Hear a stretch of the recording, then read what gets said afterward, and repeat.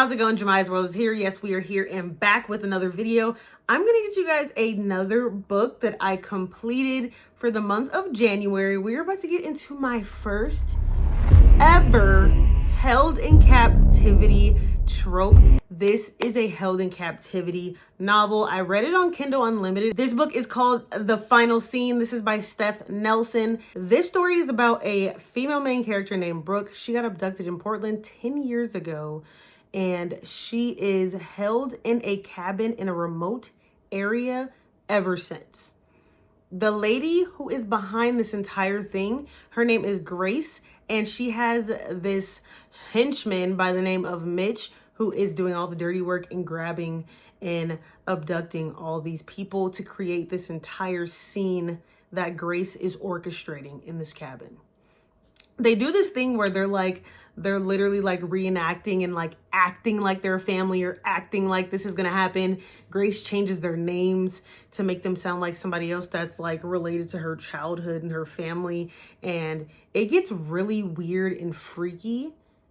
And as the story progresses, when people do things bad or when Grace just feels like she's done and she's washed up with you, she will literally unalive you.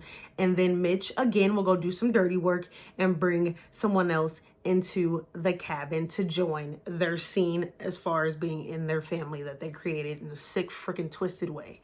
The craziest thing about this entire thing is Grace does not have any of the doors, windows locked in this cabin. They can literally go free. But here is the catch. The catch is Grace has this metal necklace locked around their neck to where it's like, it's shocking you. She has a remote, okay? Listen up, use your listening ears. She has a remote to where she can shock you if she feels like shocking you when she's near you. The metal necklace has this activation where if they go past a certain perimeter of this cabin, they will literally blow up and die. Allegedly. Brooke said she's seen a guy who she really started to like try to escape the cabin, and he literally tries to run out and he doesn't make it. Fast forward, other side of the POV, it's a woman who has lost her daughter, and the investigation turns up very unexpected and very unfortunate. The police find her daughter's body and she's just so devastated by it. Ever since then, she has been blaming her husband and just really just making her husband just feel all the emotions she's been feeling, because she feels like it's her fault that her daughter got abducted and killed. This book was so fast-paced and good to the point where I was like, where has Steph Nelson been this entire time I've been reading? Why am I just now getting introduced to her and her writing? Because it's incredible. First ever held in captivity trope I have ever read.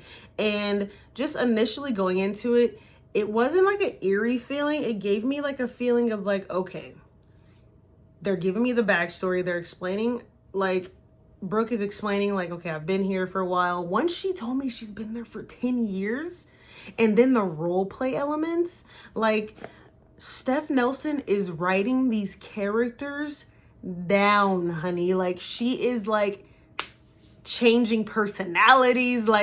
It's just giving me this thing where it's I'm rooting for them to break free and make it out alive.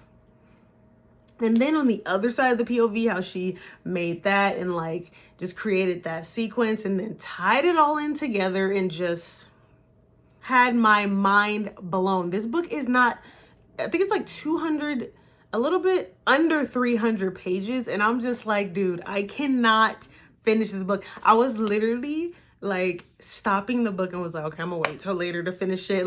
I was literally overwhelmed. At one point it had me heart pounding, anxious, because I didn't want any of them to die. I gained this type of connection with them because they're stuck here. They're trying to get out. They're trying to figure out ways to escape. Brooke has been there for 10 years. It's a lot of elements and layers that got peeled back in this book in that short amount of pages. And I absolutely love this book. It was so well put together. I believe I rated this book either a 4 or a 4.25 star. For me, it wasn't like a great introduction into the story, but as I kept going, it kept building and building, and layers start to unravel and unravel, and then it started to go crazy. And for me, it's about how you continue the pace. It's not about how you start, it's about how you finish. Like, it has to be elements in the middle that really keep me. Cause if it wasn't good, I would have dropped it quick. I definitely recommend you guys to go check out The Final Scene. It is on Kindle Unlimited, and let me know in the comments if you read it, because I will definitely be reading more Held in Captivity tropes, and I will definitely be looking and freaking swarming to find Steph Nelson's writing in other books, because it was just incredible.